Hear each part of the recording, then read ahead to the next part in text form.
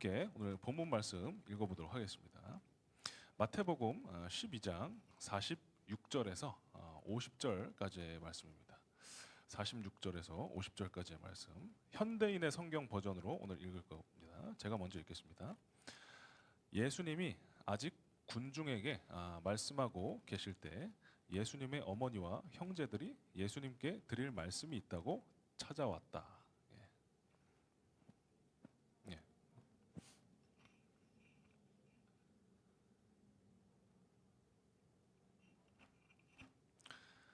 그러나 예수님은 그에게 내 어머니와 형제가 누구냐 하시고,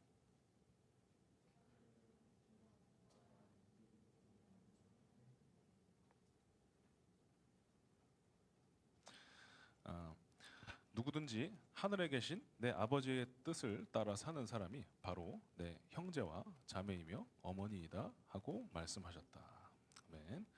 저희 오늘 말씀 제목 다 같이 한번 읽어볼까요? 말씀 제목, 우리 정체성 벌써 10번째 시간입니다. 성경 진리가 알려주는 우리의 정체성. 제목 제가 읽을게요. 예수님의 가족. 예수님의 가족입니다. 근데 예수님의 가족이 누가 예수님의 가족인가? 우리 보통 가족하면 가족은 피가 섞인 혈족을 의미하죠, 그죠? 근데 오늘 본문 말씀에 방금 읽었듯이 보면요, 예수님의 혈족들이 찾아왔을 때 예수님은 이 사람들이 내 가족이 아니라 이 사람들이 내 가족이다라고 가리킨 집단이 있었어요. 그게 제자들이었습니다. 베드로처럼 예수님을 따르는 제자들에 대해서 오히려 예수님은 내 가족이다라고 말씀하셨습니다. 그러면서 설명하시기를 하늘에 계신 내 아버지의 뜻을 따라 사는 사람이 바로 내 형제이며 자매이며 어머니이다 라고 말씀하셨어요. 그러니까 한번 잘 생각해 보세요. 예수님은 이 가족이 내 가족이 아니고 내 육신의 아빠가 진짜 아버지가 아니고 하늘에 계신 아버지 하나님이 내 진짜 아버지다라고 하신 거예요. 그래서 예수님은 이 가족의 의미 자체를 완전히 새롭게 해주시는 거죠. 우리는 너무나 지극히 당연한 상식으로 우리가 태어난 그 호적상에 태어난 그 가족 있잖아요. 그 가족을 나의 가족이라고 생각하면서 살아왔어요. 당연하게. 근데 예수님이 이거를 완전히 뒤집어 엎으시는 거예요. 그 가족이 너의 진짜 가족이 아니고 너의 진짜 가족은 진짜 아버지는 하나님이시고 진짜 가족은 그 아버지의 뜻을 따라 같은 아버지를 모시며 그 아버지의 뜻을 따라 사는 사람들이 너의 진짜 가족이다. 이렇게 오늘 본문에 말씀하신 거거든요.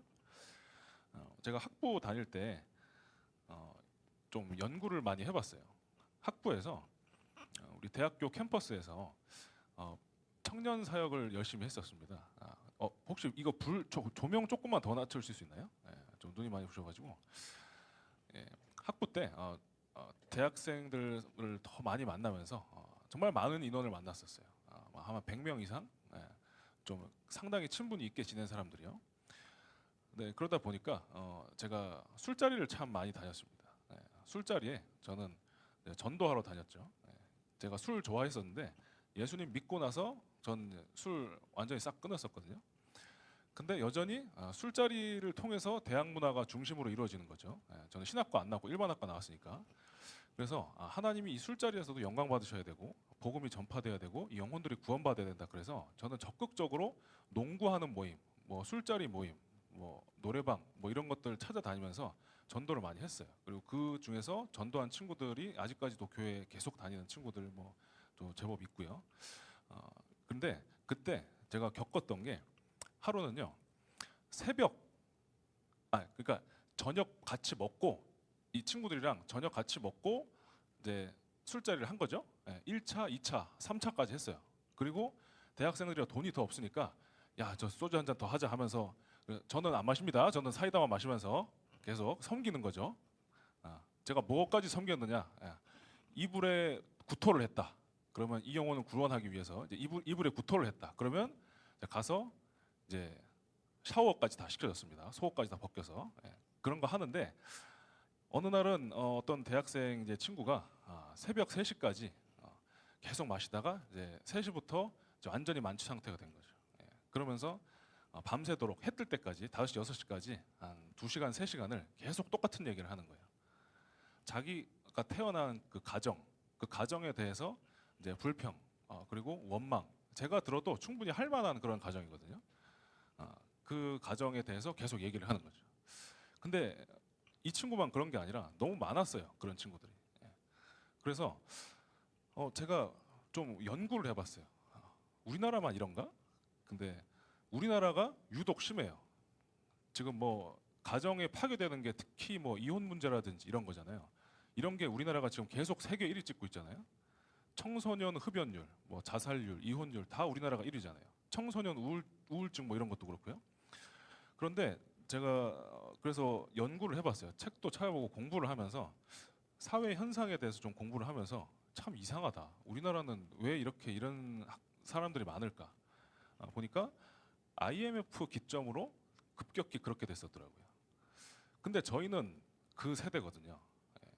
흔히 MZ 세대라 그러잖아요. 예.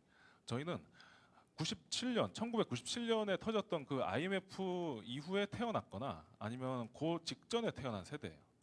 그러니까 저희는요 실업률, 그 경제적으로 어려운 거, 그 IMF로 인해서 그 가정이 참 많이 파탄이 났잖아요. 저희 우리나라 너무나 많은 가정이 헤아릴 수 없이 파탄 났잖아요. 그리고 꼭 이혼을 안 해도 이게 화목함은커녕 그냥 정상적인 기능을 안 되는 가정이 너무 많이 급격히 양산이 됐단 말이죠. 저희는 그때 태어났어요. 근데 또 문제가 뭐냐면 저희 세대는 좀 다르죠. 근데 저희 부모님 세대는 어떤 세대였냐면 그냥 먹고 살기 바쁜 세대예요. 그리고 그 위에 부모님 세대는 더 먹고 살기 바쁜 세대였어요. 그러니까 그냥 7남매, 8남매 나오면서 그냥 농사일 하고 그러면서 가정 교육이나 애를 돌볼 그게 틈이 없이 우리 할아버지, 할머니 혹은 그 윗세대, 6.25 세대잖아요. 그러니까 잘하셨더라고요. 그러니까 저희들의 부모님 세대는 제대로 된 부모님의 교육이나 가정의 보살핌 이런 걸 못 받아보고 자란 거예요. 그러니까 받아본 게 없으니까 할 줄을 몰라. 그래서 저희 세대한테도 못 해줘요. 근데 IMF가 거기서 탁 터진 거야. 그래가지고 우리나라의 이 가정 문제는 세계 어느 나라 못지않게 아니야 비교할 수도 없어요 사실. 통계로만 보면 정말 심각합니다. 그래서 그러면 도대체 어떻게 해야 되나 참 많이 기도하고 고민했습니다. 실질적으로 제 물질과 시간을 쓰면서 많이 섬기기도 하고요. 근데 결국 이거밖에 없더라고요. 가짜 모조 가정 아니고 사실은 진짜 가정이 따로 있다는 거죠. 예수님이 말씀하셨듯이 다행히 이 가정은 완벽한 가정이에요. 이혼도 없고 이상한 부모님도 없고 완벽한 아버지가 있는 그 완벽한 가정이 있다는 거죠. 그리고 이 가정은 우리가 혈적으로 태어난 그 가정보다도 더 실제적으로 우리 마음과 삶에 개입하고 우리에게 영향력을 주는 그 하나님이라는 거죠.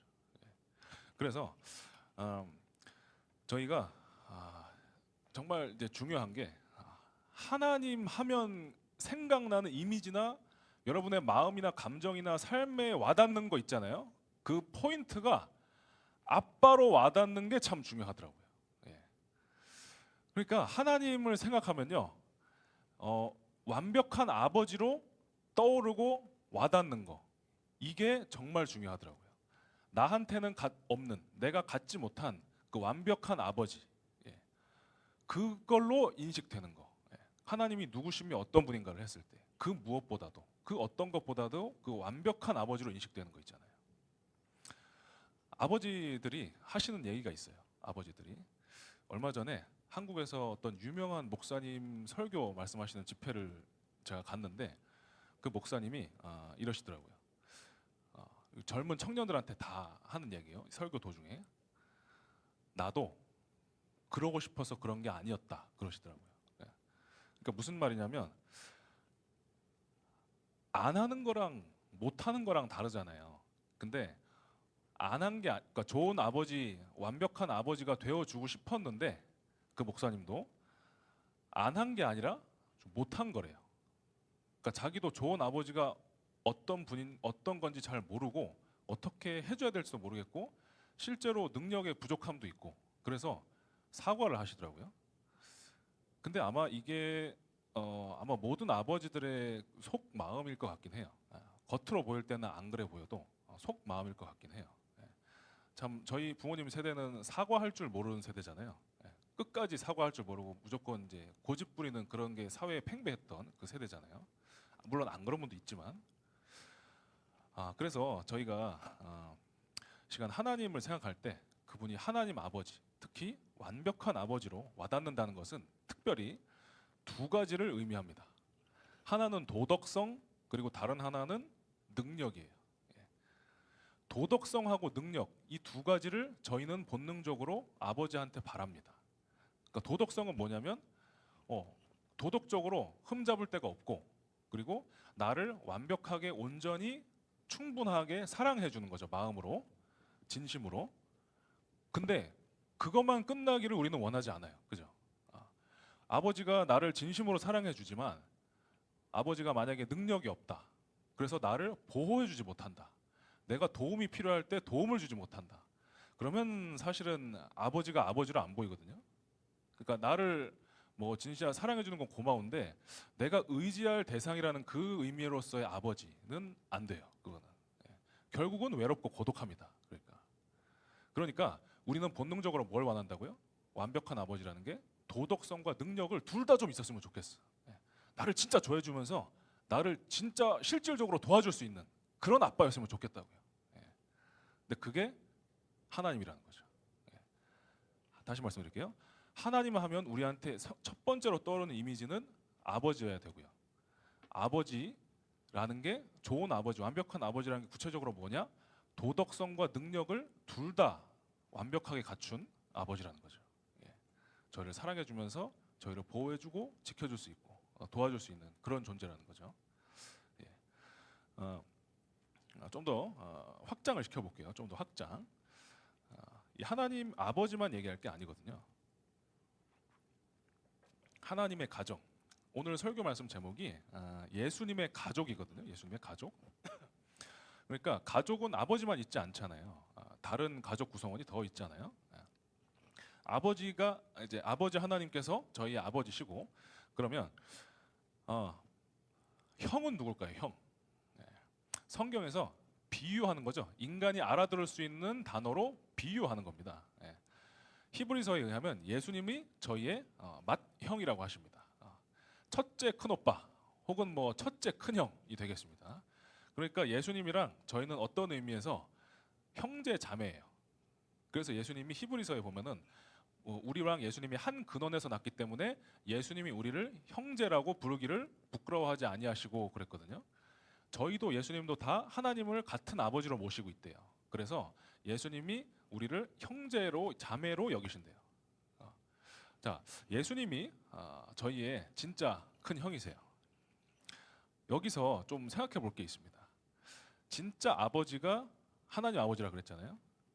그러면 우리의 진짜 형제 자매도 사실은 예수님입니다. 완벽한 형제 자매를 하나님은 사실은 주셨어요. 십자가를 통해서 우리와 관계 맺게 하실 정도로 우리한테 주셨단 말이죠. 우리는 부모님으로 인한 상처뿐만 아니라 형제 자매로 인한 상처도 사실 많이 받고 삽니다. 그리고 받을 수밖에 없기도 하고요. 그런데 성경은 분명히 말하기를 진짜 형제 자매는 혈족이 아니라 예수님이라고 말씀하시는 거예요. 거기다가 그러면 이제 어머니가 남았죠. 형제 자매 아버지 어머니가 마지막으로 남았습니다. 어머니는 성령님이라고 볼 수 있습니다.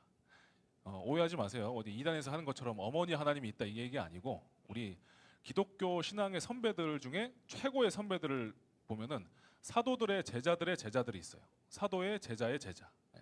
그 사람들을 초대 교부라고 합니다. 그래서 초대 교부들은 우리 믿음의 정통 신앙의 선배들은 이렇게 말했어요. 성령님은 어머니 같은 분이다라고 했어요. 자, 성경적인 근거도 있습니다. 히브리서를 보면 히브리서를 보면은 1장 죄송해요. 창세기 1장 2절을 히브리어로 볼게요. 창세기 1장 2절. 창세기 1장 2절 한번 같이 읽어 보겠습니다. 시작. 땅이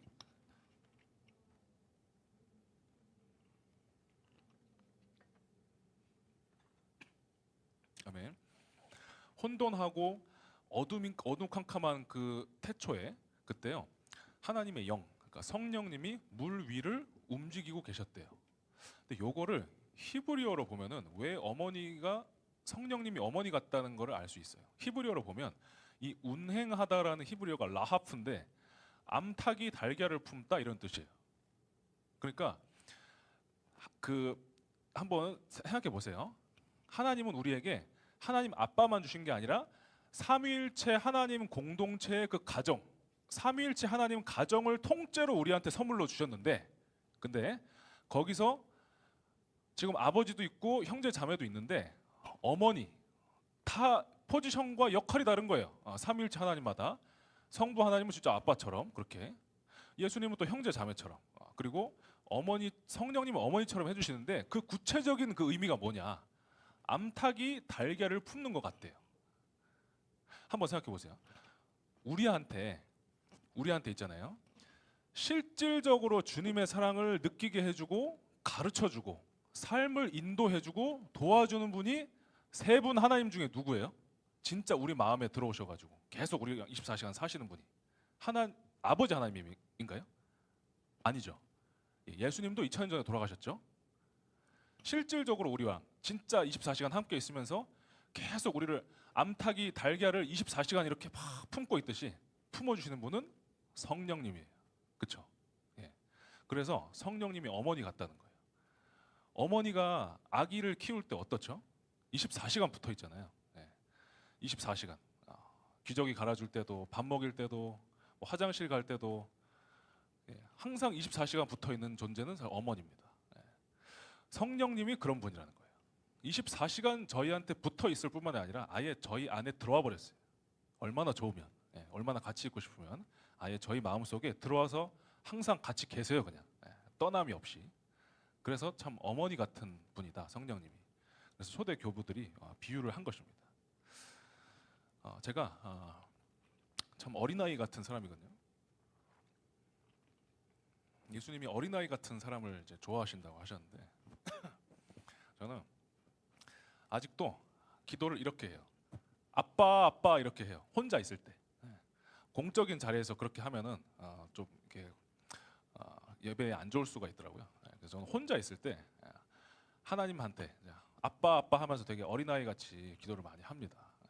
근데 그 기도를 잃어버릴 때도 있어요. 왜냐하면 성인으로서 이 사회에서 살아야 되니까 그걸 잃어버릴 때도 있는데 생각이 나면 제 본연의 모습으로 돌아가서 이제 아빠 아빠 그렇게 합니다. 그렇게 하나님을 부르면 실질적으로 제가 어제와 오늘도 그랬거든요. 그렇게 하나님을 부르는데 실질적으로 제 마음에 오셔서 위로해 주시고 또 실질적으로 제가 제 삶의 문제를 놓고 기도했을 때 그거를 구체적으로 어떻게 해야 되는지 디테일하게 알려주신 분은 성령님이었어요. 성령님의 지혜로 답을 얻었고 그대로 하면서 스트레스가 해소되고 평안함이 오고요. 다시 한번 일어설 수 있는 힘이 있고요. 좀 그랬습니다. 그래서 저희는 오늘부터는 특히 기도 생활에 좀 호칭이 많이 바뀌셨으면 좋겠어요. 뭐 거룩하신 아버지여, 뭐 주 예수 그리스도 이런 것보다도 여러분은 하나님께 대해서 그냥 아빠, 이거를 좀 더 습관화하셨으면 좋겠습니다. 언어에는 힘이 있거든요. 단어가 참 중요합니다. 우리가 하나님을 정말 우리 아빠로 알고 여기고 부르는 그런 기도 습관과 더 나아가서는 신앙생활의 그 전반이 다 됐으면 좋겠습니다. 그래서 하나님의 사랑과 그 도우심을 실질적으로 일상에서 많이 체험했으면 좋겠어요. 예, 제가 일부러 좀 이렇게 했는데 저희 대지가 오늘 1, 2, 3번 대지가 있어요. 근데 제가 대지를 좀 섞어서 설교를 했어요. 제가 일부러 좀 그렇게 했는데 1번 대지 여러분 주보에 있는 거 보시면 저희 가족의 자격이 있습니다. 가족의 자격, 요거를 조금 빨리 말씀으로 짚어드리고 넘어갈게요. 자, 여기서 가족의 자격이라는 게 가족의 자격은요 크게 두 가지가 있죠. 우리가 누구의 가정의 가족이 된다. 그러면 가족의 자격은 크게 두 가지가 있습니다. 하나는 혹은 가족이 되는 방법이라고 봐도 됩니다. 이 가족의 자격이라는 표현은 갈라디아서에 나오는 그 표현인데 자격 혹은 가족이 되는 방법이에요. 첫 번째, 혈연으로 태어나는 거예요. 그죠? 그 집에서 태어나면 그 집의 자녀가 돼요. 그리고 두 번째는 입양이 있습니다. 그죠? 예. 우리는 하나님의 가족일 때 우리가 하나님의 혈연일까요? 아니면 입양일까요? 예. 만약에 우리가 혈연이면 예수님은 독생자가 아닙니다. 그죠? 하나님의 외아들이 외동아들이 아니에요. 예. 근데 예수님은 분명히 독생자라고 성경이 돼 있어요. 그리고 우리는 본질상 진노의 자녀래요. 진노의 자녀라는 건 하나님의 진노, 심판의 대상이 되는 죄짓고 하나님께 반역한 상태에 있는 원수의 편에 있는 상태였다는 거예요, 우리가. 그러니까 우리는 하나님의 혈연으로 태어난 게 아니에요. 그러니까 예수님만이 오직 유일한 하나님의 아들이신데 우리가 그 십자가의 그 공로로 말미암아 그걸 믿음으로써 우리가 하나님의 가족으로 입양되는 게 바울이 말하는 우리가 하나님의 가족이 되는 개념입니다. 그러면 어떨까요? 우리가 혈연이라면 우리는 하나님께 사실은 감사할 게 없어요. 우리 한번 생각해 보세요. 자녀들이 어떤 집에서 혈족으로 태어났어요.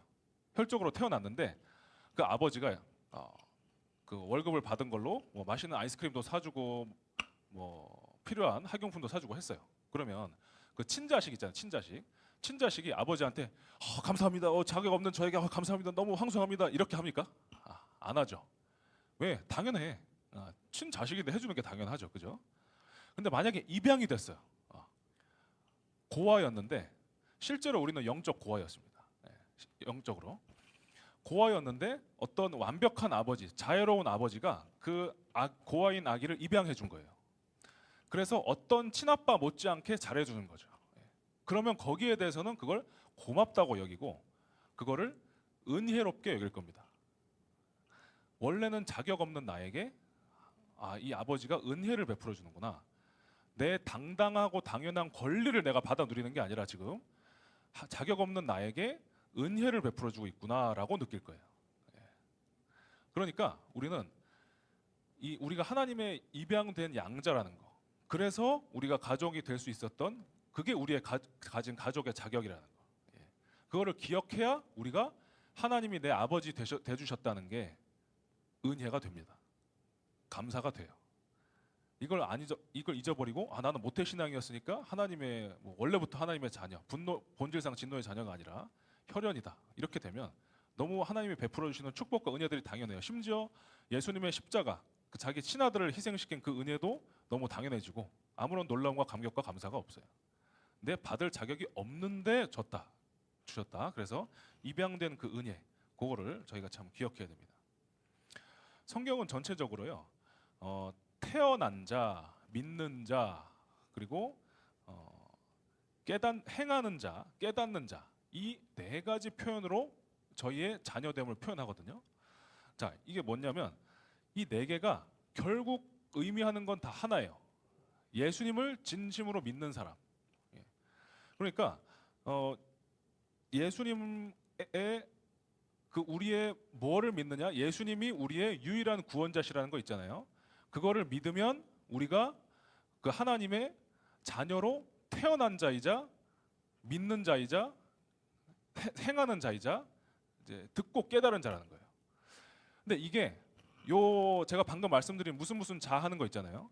요거를 하나하나 살펴보면 사실 오늘 설교 시간이 너무 부족해요. 그래서 제가 다음에 언제 탕자 비유에 대해서 이제 설교를 드릴 건데 그때 좀 총체적으로 하나님의 자녀됨에 대해서 더 풍성하게 말씀을 드릴게요. 오늘은 이렇게만 짚고 넘어갈게요. 우리는 하나님의 자녀로서 태어난 자요, 믿는 자요, 행하는 자요, 깨닫는 자입니다. 자, 그러면 제가 설교 준비하다 보니까 이런 의문이 들 수 있겠더라고요. 우리가 하나님의 혈연이 아니라 양자로 입양된 관계라고 했는데 성경은 또 요한복음 1장 12절이나 12절 13절 이런 데 보면 우리는 하나님의 뜻으로 하나님의 자녀로 태어난 자라 그랬거든요. 이게 부딪히는 것 같잖아요. 그죠? 여기에 대해서 성경은 이렇게 해답을 줍니다.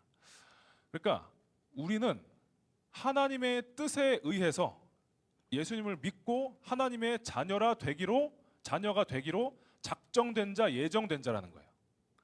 하나님은 전지하시잖아요. 시간 속에 일어나는 일들 다 아시잖아요. 그 차원에서 우리는 하나님의 자녀로 태어났다는 거예요. 실질적으로는 하나님의 진노의 자녀로 태어났는데 영원한 그 시간의 관점에서 하나님의 관점에서 보면 우리가 어떻게든 주님이 은혜를 주셔서 우리가 주님을 믿게 할 사람이기 때문에 우리가 자녀로 태어난 거나 마찬가지라는 거죠. 그래서 하나님의 뜻에 의해서 자녀가 됐다는 거예요. 밑줄 친 데 한번 보시면 하나님의 뜻에 의해서 앞에 보면은 사람의 뜻으로 육체적 욕망 이렇게 돼 있잖아요. 핏줄이나 이게 무슨 뜻이냐면 우리가 세상에 그냥 태어난 게 아니라는 거예요. 네. 어떤 청년부에 가서 사역을 하다가 그런 청년도 있었어요. 너무 마음의 상처가 깊어. 근데 왜인지 물어보니까 부모님이 혼전 임신으로 원하지 않고 계획하지 않았던 자기를 낳은 거예요. 그래서 자기는 저주받은 인생, 버림받은 고아 이게 계속 잡고 있는 거예요. 근데 성경은 그게 아니래요.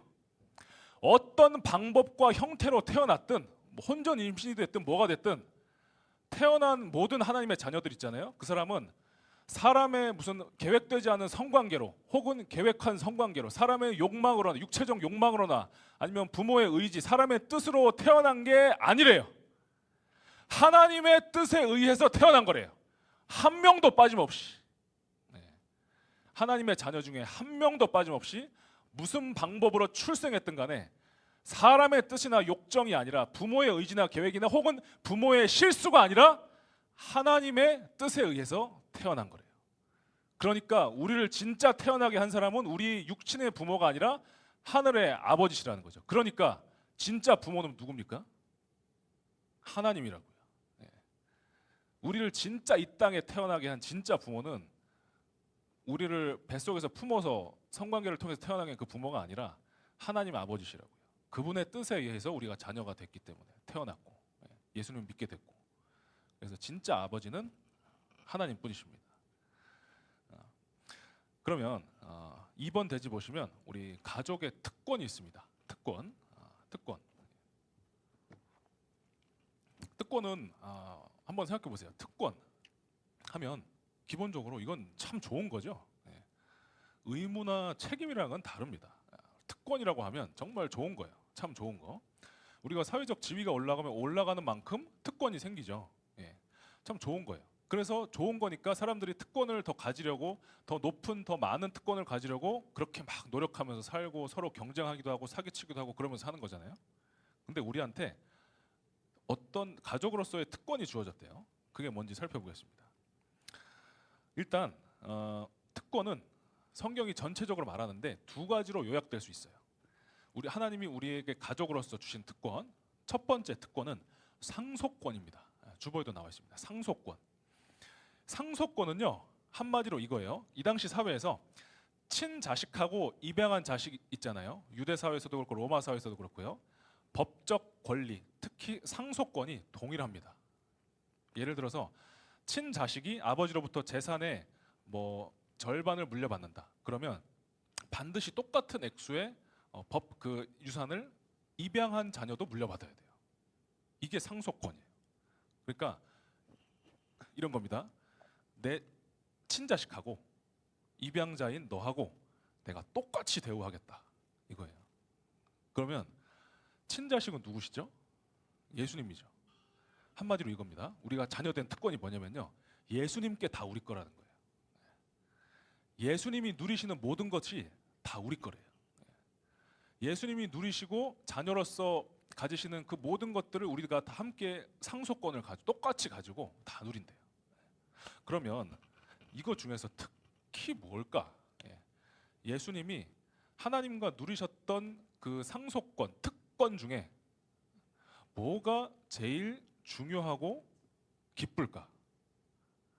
그게 두 번째입니다. 우리의 특권 두 번째. 주보에 나와 있습니다. 아빠입니다. 예수님 이전까지는요 그 어떤 인간도 하나님을 아빠라고 못 불렀습니다. 여러분 생각해 보세요. 아브라함, 야곱, 요셉, 다윗, 이사야, 예레미야 다 생각해 보세요. 하나님과 극도로 친밀했던 그 사람들 있잖아요. 그 사람들 중에서 어느 한 사람이라도요 하나님한테 아빠라고 부르는 거 성경에서 본 적 있어요? 네. 한 번도 없거든요. 왜냐하면 그거는 신성 모독이기 때문에 그래요. 왜 신성 모독이죠? 예수님도 하나님을 내 아버지라고 부르셔서 유대인들을 신성 모독죄로 죽였거든요. 그 명분으로. 왜 신성 모독일까요? 아빠라는 거는 성경 자체에도 나오는데 동등하다는 의미예요. 그러니까 무슨 의미냐면 총신대 총장님 중에 차영배 총장님이라고 있었어요. 그 차영배 총장님이라는 분이 이런 설교를 하셨습니다. 토끼는 토끼를 낳습니다. 사람은 사람을 낳습니다. 그러면 하나님은 뭘 낳을까요? 하나님은 하나님을 낳습니다. 이게 유치한 얘기 아니거든요. 예수님이 이렇게 말씀하셨어요. 아버지 하나님이 나를 낳았다. 이렇게 표현했어요. 요한복음에 보면. 그러니까 아빠라는 표현은요. 동등하다는 거예요. 사람이 사람을 낳듯이 내가 하나님 보고 하나님 보고 아빠라고 하잖아요. 그러면 나도 하나님이라는 뜻이 돼버리는 거예요. 그러면 예수님이 이 아빠라고 표현을 한 게 유대인들의 신성 모독이라고 할 만해요, 안 해요? 더군다나 이 당시 고대 문헌들을 보면요, 제가 고대 문헌들을 정리를 해드릴게요. 호칭이 정리가 돼 있어요. 하나님께 해도 되는 호칭, 안 해도 되는 호칭 이런 게 정리가 돼 있거든요. 놀랍죠? 유대인들이 남아 있는 그 18교독 기도문 뭐 이런 거에 보면 이렇게 돼 있어요. 하나님한테 우리 아버지 혹은 하늘에 계신 아버지라고 하는 거는 괜찮대. 왜 괜찮느냐? 그거는 나랑 동등한, 내가 가정에서 보는 우리 아빠 있잖아요. 가정에서 보는 나랑 똑같은 사람인 그런 우리 아빠 보고 아빠라고 하는 의미가 아니고, 우리 아버지나 오늘 하늘에 계신 아버지는 이런 뜻으로 쓰였대요. 우리 이스라엘 민족을 창조하시고 구원해 주신 그 창조주 주님으로서의 아버지라는 뜻으로 하늘에 계신 아버지 혹은 우리 아버지라고 썼대요. 근데 아람어 중에, 아랍어가 아니라 아람어입니다. 아람어 중에 아바라는 표현이 있어요. 이게 한국어로 치면 딱 아빠입니다. 이 의미는 뭐냐면 내가 이 사람의 친자식이라는 거예요. 그러니까 완전 동등하다는 거죠. 예수님이 이 파격적인 표현을 쓰셨어요. 하나님 보고 내 아바, 아람어로 아바라는 표현을 쓰셨어요. 그러니까 내 가정에 있는 그 친밀한 그 아버지, 그처럼 나랑 동등한 관계인 그 똑같이 사람 대 사람인 그런 관계인 그 아바라는 표현을 하나님한테 썼단 말이에요. 그러니까 우리 아버지는 하늘에 계신 아버지 말고요. 그러니까 사실 이거는 완전 센세이션이었어요. 그래서 종교 모독, 신성 모독이라고 유대인들이 들고 일어나는 거거든요. 근데 이것만 해도 놀라운데, 자 그럼 생각해 볼게요. 예수님이 신성 모독죄가 이게 아니에요. 왜죠? 예수님은 하나님이에요. 삼위일체 하나님이시니까 하나님 대 하나님으로 그렇게 동등한 관계가 맞아요. 근데 더 놀라운 게 뭐냐면 여기서 그치는 게 아니라 우리 로마서 8장 15절을 보겠습니다. 로마서 8장 15절 다 같이 한번 읽어볼게요. 더 놀라운, 어떻게 보면 더 놀라운 사실이죠. 한번 읽어보겠습니다. 시작. 너희는 다시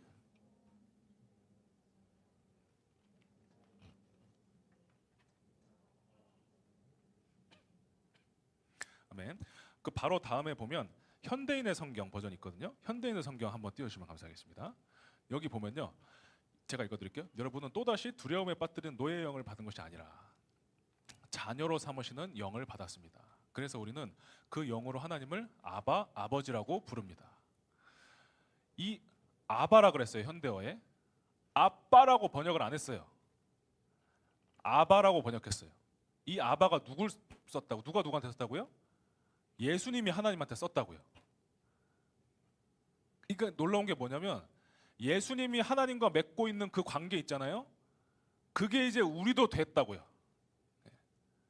예수님이 하나님과 맺고 있는 친자식과 친자녀의 관계 있잖아요. 동등한 하나님 대 하나님으로서의 관계 있잖아요. 그 완벽한, 극도로 친밀한 완전히 하나 된 그 가족의 관계 있잖아요. 그게 우리한테도 선물과 특권으로 주셨다고요. 예수님이 아들로서 누리시는 모든 특권 중에 가장 최고봉의 특권은 하나님 보고 아빠라고 부르는 거예요. 그 관계, 그거를 우리한테도 주셨다는 거예요. 그래서 우리도 이제 기도할 때 아빠라고 부를 수 있다는 거예요. 그게 더 이상 누구도 신성 모독이라고 하지 않고 자연스러운 게 됐다는 거예요. 우리는 이 은혜를 잘 모릅니다. 그런 사회에서 못 살아봤기 때문에, 너무 어릴 때부터 하나님을 자연스럽게 아버지라고 불렀기 때문에 그래요. 진짜 한번 생각해 보세요. 근데 예수님이 하나님의 아들이신 것처럼 우리도 하나님의 자녀가 됐다고요. 사실은 정말 이런 특권이 아마 없을 겁니다, 세상에. 예. 자, 우리 2번 대지를 좀 살펴봤어요. 상속권, 그 다음에 아빠. 예. 하나님과 예수님이 맺으셨던 그 똑같은 관계를 우리도 갖고 누릴 수 있다는 거. 예. 그게 가장 놀라운 가족 초청에 우리가 하나님의 가족이 됐다는 것의 기쁨입니다. 이 말씀만 드리고 이제 마치도록 할게요. 사람은요, 가정이 불안정하면 모든 게 불안정해집니다. 그렇죠? 예. 어떤 사람이 수련회에 가서 뜨겁게 은혜를 받았는데 신앙의 기복이 너무 심해요. 업다운이 롤러코스터 같아요. 심지어 막 교회를 안 나오기도 하고. 그런 케이스를 보면 참 가정이 불안정한 경우가 많더라고요. 혹은 가정이 없어요. 예, 불안정한 가정조차 없는 거죠. 그러면 이 불안정한 가정에서 태어났다는 건 숙명일까? 그래서 평생 불안정한 가정 속에 태어났기 때문에 불안정하게 살아가는 게 숙명일까? 예, 성경은 절대 그렇지 않다고 합니다. 우리 모두가 다 똑같이 불안전한 가정에서 태어났다고 해요. 우리 모두가, 그러니까 완벽한 부모는 없는 거죠, 인간 중에. 게다가 뭐라 그러냐면요, 성경은 우리가 영적 고아로 태어났대요. 영적 고아요. 그러니까 어떤 가정에서 어떤 방식으로 태어났든 간에 우리는 전부 다 불완전한 가정에서 태어났고요, 공통적으로. 그리고 영적 고아로 태어났대요.